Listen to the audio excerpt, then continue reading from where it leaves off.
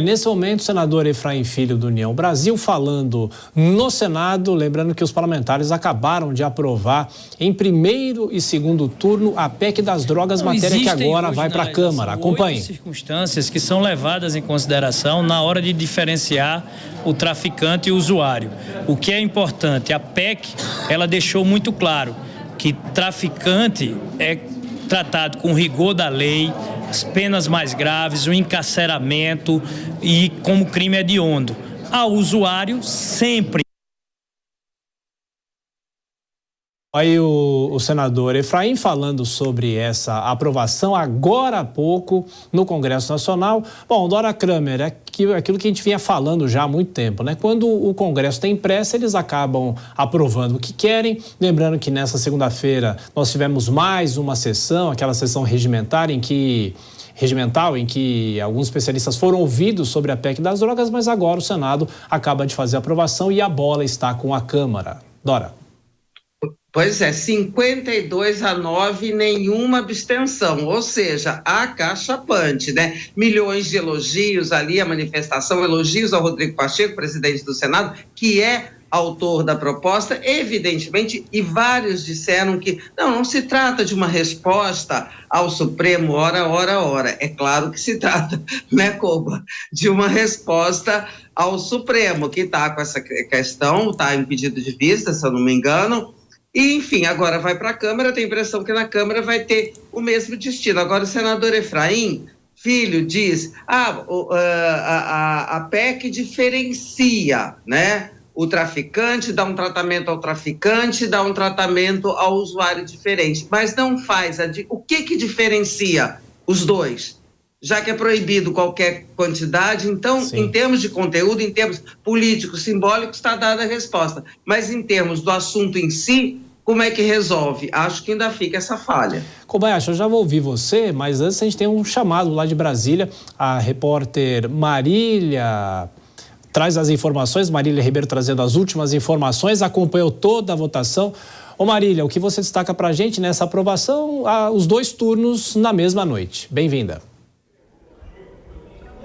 Boa noite, Thiago. Boa noite a você e a todos que nos acompanham. Exatamente. O Senado Federal aprovou em 2 turnos a proposta de emenda à Constituição que criminaliza a posse e o porte de qualquer tipo de droga. O primeiro turno foi de 53 votos a 9 contrários, sem nenhuma abstenção. Já no segundo turno foram 52 votos a 9 com uma abstenção. O relator da proposta, o senador Efraim Filho, ele chegou a pedir ao senador Rodrigo Pacheco para que esse segundo turno de votação acontecesse ainda hoje. Pacheco consultou os outros senadores e assim foi feito o segundo turno da votação.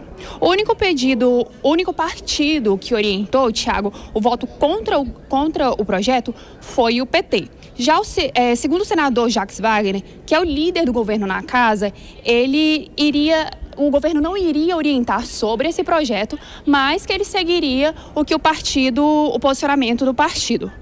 O texto ele foi aprovado no Senado, além de criminalizar o porte e a posse, também vai inserir na Constituição a distinção entre traficante e usuário, com penas alternativas à prisão para quem consome a substância ilícita. A votação ela aconteceu em meio a um julgamento que está suspenso no STF sobre a descriminalização da maconha para uso pessoal. Por enquanto, lá no STF está por 5-3 para descriminalizar a posse para consumo próprio.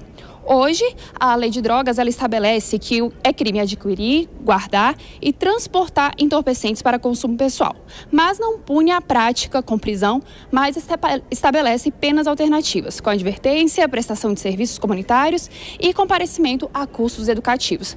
Agora, esse projeto que foi aprovado, a proposta que foi aprovada aqui no Senado Federal nos 2 turnos, segue para análise da Câmara dos Deputados. Eu volto com você, Thiago. É isso, Marília Ribeiro, que acompanhou toda a votação agora há pouco no Senado, e o senador Efraim, o relator, destacou que esta PEC é o anseio da população sobre as drogas. E no plenário, agora há pouco, ele fez a seguinte declaração. Acompanhe.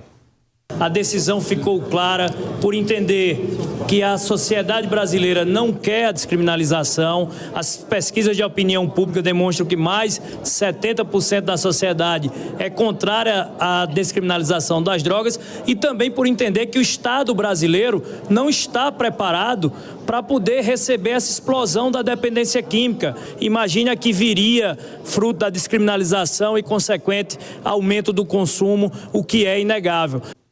Aí o senador Efraim Filho, agora há pouco, no Congresso Nacional. Bom, Nelson Kobayashi, de que forma o senador tem razão de que o Congresso está respondendo ao anseio da sociedade, e tem também o conflito com o Supremo, que está analisando uma matéria totalmente inversa, mas por enquanto lá a análise está parada.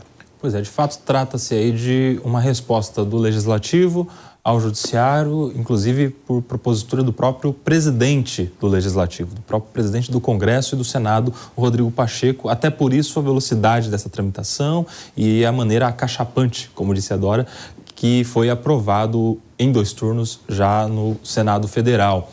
E é interessante que é uma resposta assim, institucional, atende sim a um clamor público, porque acredito a maior parte da população quer a criminalização do uso de drogas, tanto que os representantes, pelo menos os senadores, representantes de tantos estados, em maioria assim decidiram, e são eles que têm mandato para representar de alguma maneira o povo, né? Tá certo que o Senado representa o Estado, mas tem voto popular para estar lá deliberando as questões da sociedade.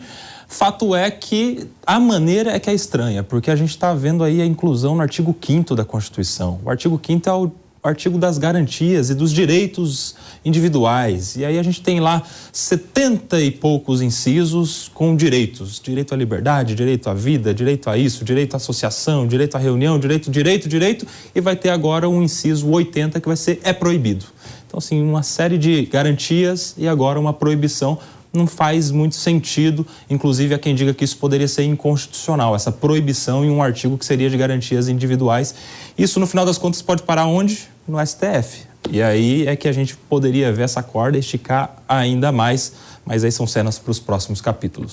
Dora, quando o senador fala em atender o clamor popular, ele tem razão ou não? Ou tem algo por trás disso que há, claro, o interesse do próprio Congresso de fazer essa aprovação?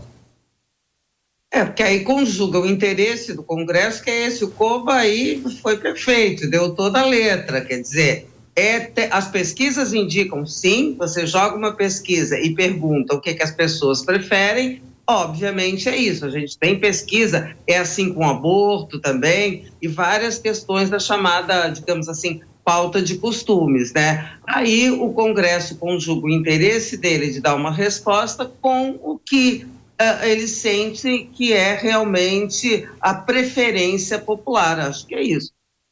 Agora, Kobayashi, nessa discussão sobre as drogas, não sei se é uma discussão meio hipócrita, mas tem muita gente que consome, mas não admite que consome. Como é que fica isso? Pois é, e a hipocrisia da sociedade em relação à droga e a tantas outras coisas, né, Tiago?